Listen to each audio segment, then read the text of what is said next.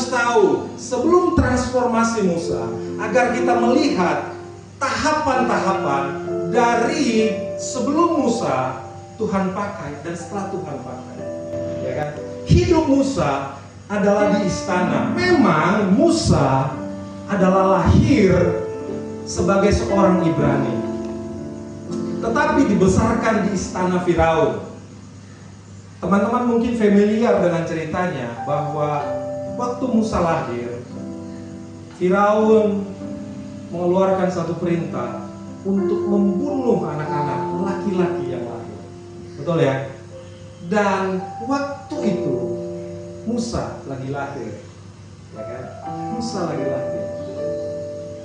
Ya, makanya Musa, ibunya bernama Yokebed, inisiatif untuk menyelamatkan Musa. Singkat ceritanya, Musa ketemu atau ditemukan oleh putri dari Firaun, yang akhirnya putri Firaun belas kasihan mendengarkan tangisan dari Musa.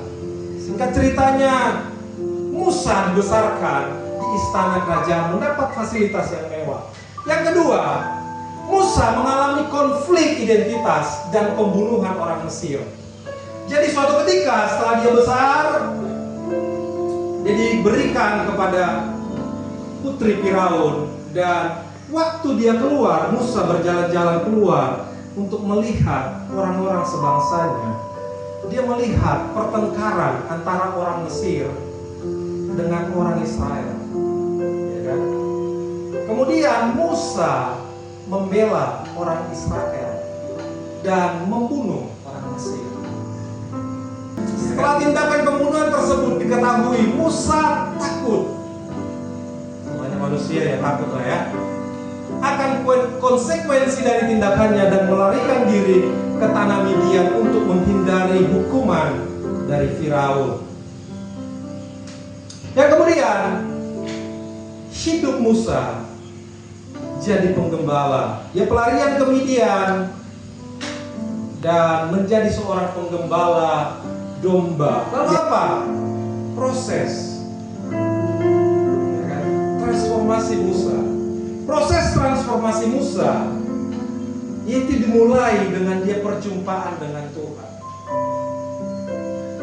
Perjumpaan dengan Tuhan ketika Tuhan menampakkan diri kepada Musa dalam api yang menyala-nyala dalam semak belukar.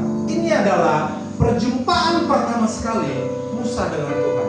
Jadi, kemudian yang kedua adalah Musa, begitu Tuhan panggil, ternyata Musa nggak percaya diri dengan panggilan Tuhan. Ya kan? Sudah Tuhan nih yang panggil, tapi Musa toh nggak percaya. Lalu Tuhan berkata kepada Musa, bukan, tapi Tuhan mau pakai Musa. Akhirnya Musa meminta tanda pada Tuhan. Tanda yang pertama Tuhan berikan, bilang ke Musa, apa yang kamu pegang itu Musa?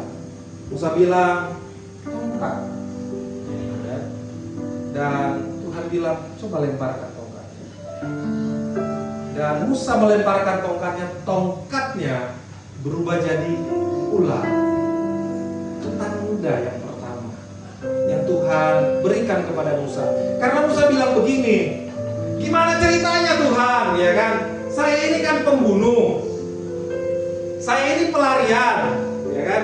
Begitu saya tiba-tiba datang ke orang Israel, bilang, hai umat Israel, Tuhan sudah berbicara kepada saya bahwa Tuhan sudah mendengar teriakanmu, bahwa Tuhan sudah mendengar keluh kesahmu, bahwa Tuhan sudah melihat penderitaanmu, bahwa Tuhan sudah melihat kesusahanmu, dan Tuhan berbicara kepada saya untuk memimpin engkau keluar dari perbudakan orang Mesir ke tanah perjanjian yang Tuhan janjikan. Musa bilang, gimana ceritanya? Orang akan percaya, karena saya buron.